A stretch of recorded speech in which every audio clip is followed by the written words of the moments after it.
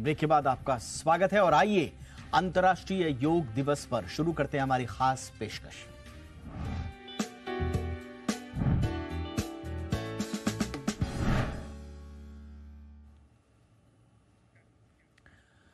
कल अंतर्राष्ट्रीय योग दिवस है और इस बार की theme one world one health. प्रधानमंत्री नरेंद्र मोदी अमेरिका से पूरे विश्व को योग का संदेश देने जा रहे हैं। आज के शहरी जीवन में जब हवा पानी कुछ भी शुद्ध नहीं रह गया है, ऐसे में शरीर को स्वस्थ रखने में योग की महत्ता बढ़ जाती है। ये कसरत करने की ऐसी प्रक्रिया है, आप सिंपल भाषा में अगर समझें, जो शरीर के साथ मन को भी स्वस्थ रखती है। हालांकि योग के बारे में कहा जाता है कि ये बाह्य और आंतरिक जो आपकी अवस्था है शरीर की, उन दोनों में ही आपको निरोगी रखने का एक सबसे बड़ा जरिया है। कहीं भी कभी भी कोई भी योग कर सकता है, मगर इसे लेकर बहुत सारी भ्रांतियां भी हैं। मसलन इसे सुबह करना चाहिए, इससे कैलोरी बर्न नहीं होती, सिर्फ स्ट्रेच करने का जरिया है। कुछ लोग ये भी मानते हैं कि ये घरेलू महिलाओं के लिए ही सही है। कुछ तो कहते हैं कि बड़ी उम्र में इसे करने से शरीर की नसें हड्डियां हिल सकती हैं। आज हम योग के महत्व और इससे जुड़ी हुई भ्रांतियों को समझने की कोशिश करेंगे। हमारे साथ इस वक्त जानी मानी योग गुरु लवली सिंह हैं। लवली जी, बहुत बहुत स्वागत है आपका। सबसे पहले तो एक जो सबसे ज्यादा जो इसको लेकर भ्रांति है, कोई भी कहता है योग शुरू करो, अरे मैं कैसे शुरू कर दूं, मैं तो फ्लेक्सिबल ही नहीं हूं, मेरा शरीर तो लचीला ही नहीं है। तो क्या योग के लिए शरीर का लचीला होना आवश्यक है? जी दीपक जी, आपके सवाल के जवाब में मैं ये कहना चाहूँगी कि मुझे भी अक्सर ये बातें सुनने को मिलती है कि मैं लचीली नहीं हूँ तो मैं कैसे योग कर सकती हूँ। पर मैं ये बोलना चाहूँगी कि अगर आप फ्लेक्सिबल नहीं हैं और आपकी बॉडी में वो लचक नहीं है, तो योग आपके लिए ही बना है और आपकी मदद के लिए ही बना है। क्योंकि अगर आप इस बात को समझेंगे कि जब आपकी बॉडी लचीली नहीं होती है तो उससे मसल्स पे कितना फ़र्क पड़ता है, आपकी नसें अकड़ सकती हैं, धीरे धीरे आपका जो बोन है, आपका स्ट्रक्चर है, आपका जो स्केलेटल सिस्टम है, उसमें स्टिफनेस आ सकती है, जिसकी वजह से आप देखेंगे कि धीरे धीरे जो है आपके जो और डाइजेस्टिव सिस्टम है, रेस्पिरेटरी सिस्टम है, आपके हेल्थ में काफ़ी कुछ चेंजेस आने शुरू हो जाएंगे।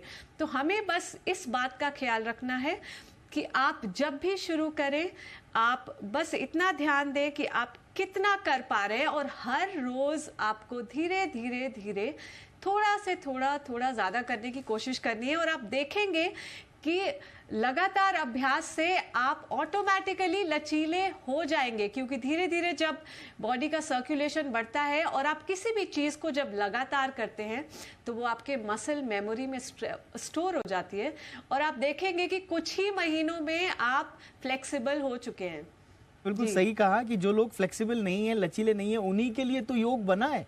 एक बार जब आप लचीले हो जाएंगे, उसके बाद तो आप योग में और परिष्कृत हो सकते हैं। लेकिन शुरुआत करने का सबसे बड़ा कारण आपके लिए हो सकता है यदि आपके शरीर में लचीलापन नहीं है। ये भ्रांति दूर हुई।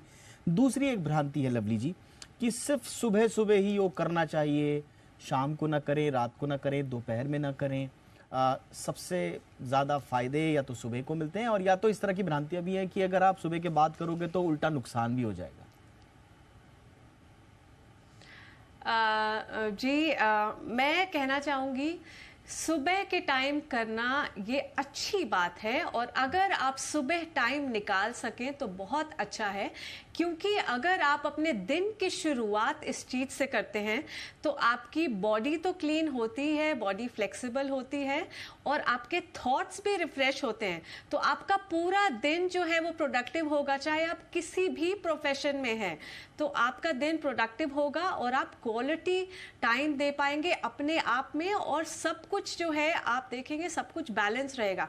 पर अगर आपको सुबह का वक्त नहीं मिलता है, कभी कभी आपको लेट नाइट करना पड़ सकता है या कुछ भी वजह हो सकती है, तो आप इस चीज़ को एक्सक्यूज ना बनाएं इसको स्किप करने का। तो अगर आप सुबह नहीं कर पाते हैं, बस आपको कुछ छोटी छोटी चीज़ों का ध्यान देना है। जैसे अपने खाने में कम से कम 2 से 3 घंटे का गैप होना चाहिए।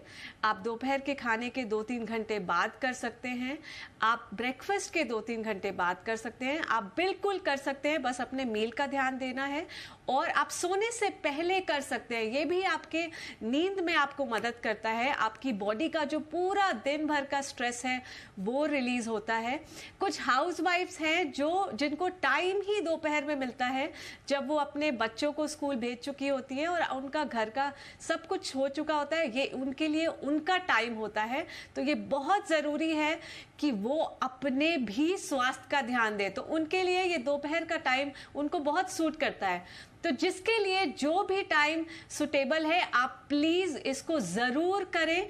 सुबह टाइम मिलता है तो इससे अच्छा कुछ भी नहीं, पर इसको स्किप बिल्कुल मत कीजिए। बिल्कुल, और इनफैक्ट हम जी बिजनेस पर अलग अलग एक्सपर्ट से बात भी कर रहे हैं। इनफैक्ट हमको तो ये भी बताया गया कि आप ऑफिस में कर सकते हैं, व्हाइल यू आर ट्रैवलिंग आप कर सकते हैं। तो सिर्फ सुबह तक सीमित नहीं है योग का, आप दिन भर में कभी भी कर सकते हैं। सही जानकारी अवश्य रखें और सुबह ही योग करना चाहिए, ये एक भ्रांति है।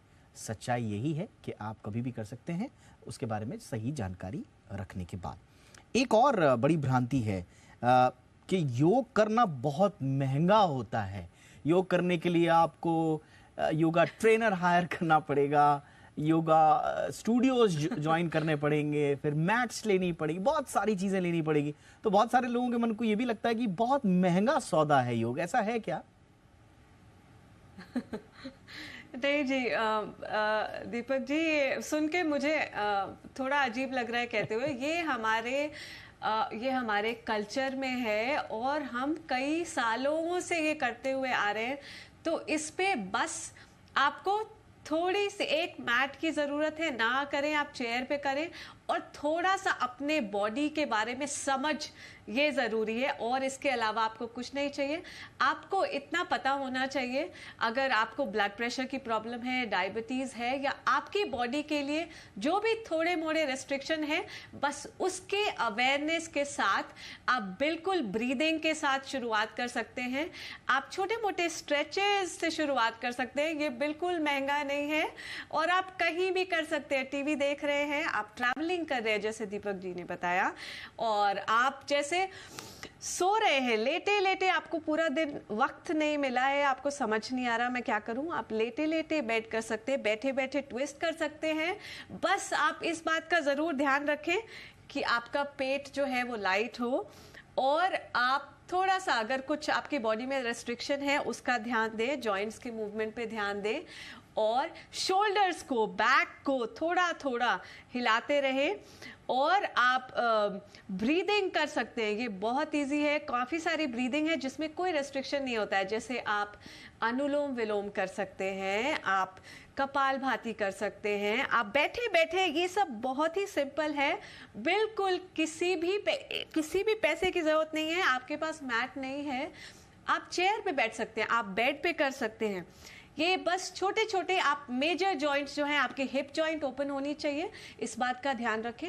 आपकी स्पाइन ओपन होती रहनी चाहिए और शोल्डर्स ओपन होने चाहिए। अगर आप इन 3 जॉइंट्स का भी अगर आप ध्यान देंगे तो आप देखेंगे कि धीरे धीरे आपके बॉडी में आपका सर्कुलेशन अच्छा हो जाएगा, जिसकी वजह से आपका रेस्पिरेटरी सिस्टम, आपका डाइजेस्टिव सिस्टम, आपके नेगेटिव थॉट्स, आप अच्छा फील करेंगे, आपको भूख लगेगी, आपको नींद आएगी और आप खुश रहेंगे। जी बिल्कुल बिल्कुल।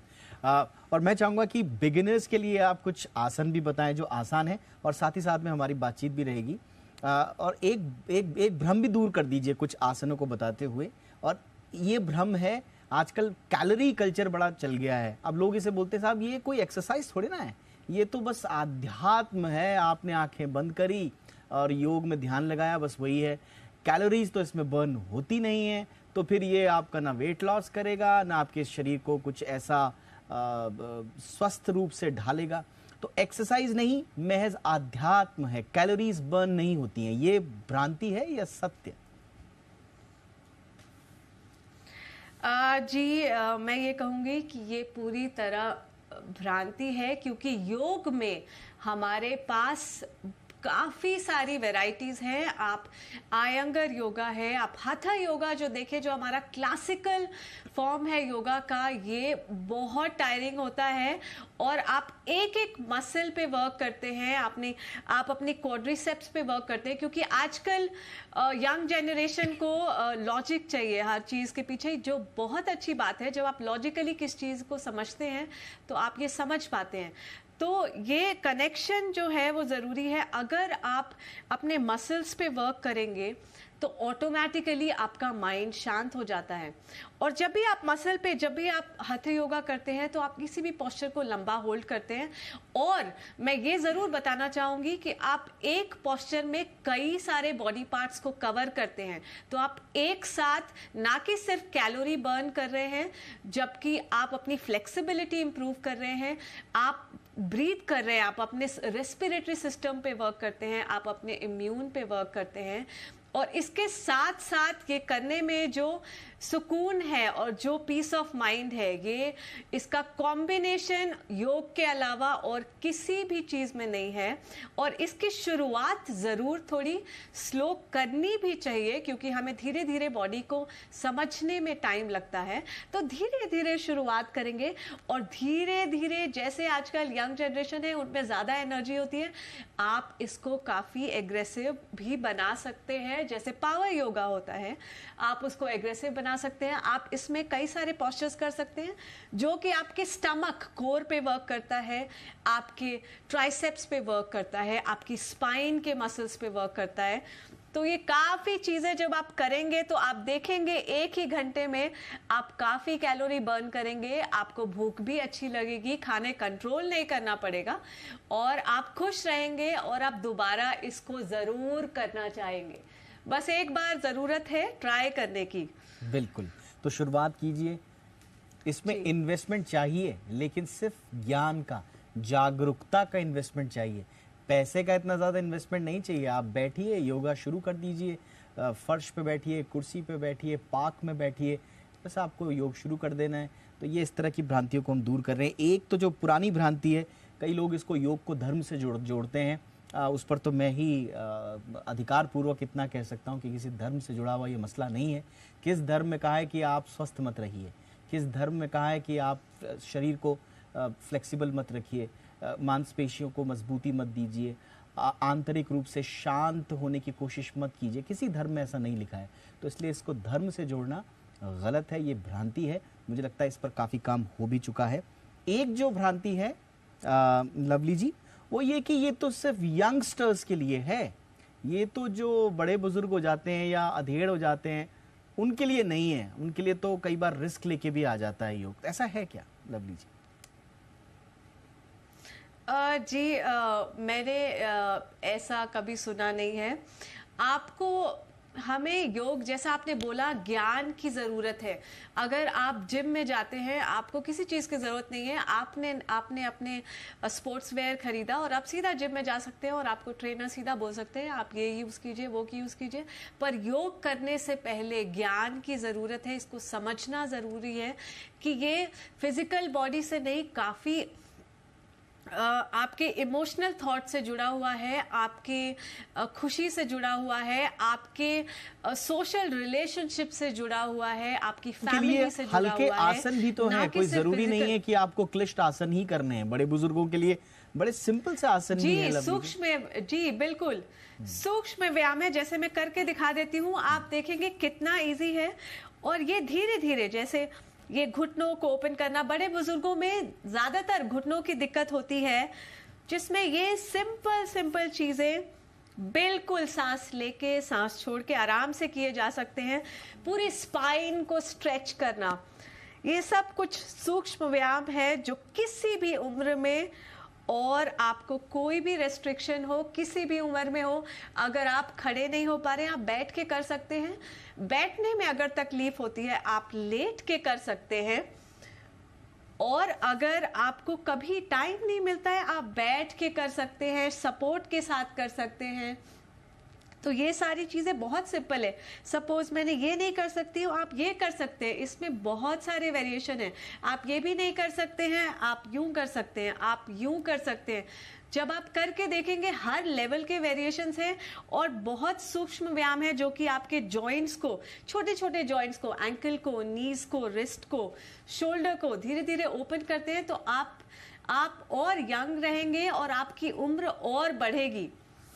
बिल्कुल, आप यंग रहेंगे, उम्र बढ़ेगी। किसी भी उम्र का व्यक्ति योग कर सकता है, लेकिन जैसा लवली जी ने भी बताया, थोड़ी जानकारी अवश्य रखें और जो सूक्ष्म और बुनियादी जो आसन होते हैं, जो प्राणायाम होते हैं, उन्हें तो आप शुरुआत के रूप में कर सकते हैं। हाँ, हर विधि, हर विधा और हर एक नॉलेज का एक परिष्कृत रूप भी होता है जिसको एडवांस वर्जन बोलते हैं। तो वहाँ पर अगर आप एडवांस वर्जन में जाना चाहते हैं, प्रो होना चाहते हैं जो आज की भाषा में कहा जाता है, स्वाभाविक रूप से वहाँ पर आपको किसी दीक्षा लिए हुए किसी अच्छे प्रैक्टिशनर की आवश्यकता होगी। लेकिन बुनियादी रूप से योग करना बहुत आसान है, सहज है, सरल है। इसलिए इन भ्रांतियों को करिए दूर और योग को अपनाइए, निरोगी रहिए, यही हमारी उम्मीद। बहुत बहुत शुक्रिया लवली जी, आपने वक्त निकाला, बहुत आसान शब्दों में भ्रांतियों को दूर किया आपने। Thank you so much.